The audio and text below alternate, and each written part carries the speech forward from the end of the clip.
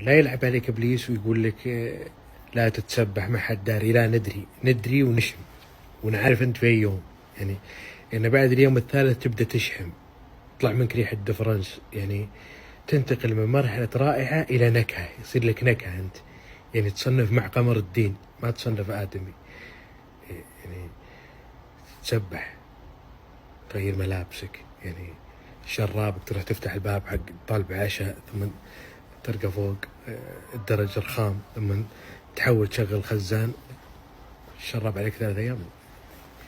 الشراب هذا يجي فريق مختص، ما تغيره انت، يجي فريق مختص ياخذه يتلف مع مواد مشعة، يحط في كيس او يستخدم ضدك كدليل جنائي.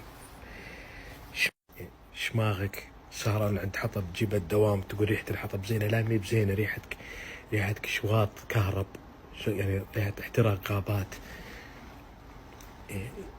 لايس كاب مثلا ما انت لابسه اسبوع، ما يصلح. تبدا تلثد انت، يعني ريحة مروحة شفط حقت مطبخ ملبدة. يعني هذه الاشياء، يعني الحمد لله في سخانات، في بجايم، ملابس. يعني لا تشتكي من قل تواصل الناس معك، يعني هذا سبب رئيسي. نظافة من الإيمان، كونك مسلم وكونك يعني اليوم الثالث والرابع ما عاد تبدأ تشم نفسك، نصير إننا نشم. يعني أو تخيل مثلا إنك ما تتسبح وتدخن، تبدأ تصير يعني لك أثر على البيئة، من العوادم تصير أنت. أو مثلا تتعطر، الشمس ما يغطيها منخل،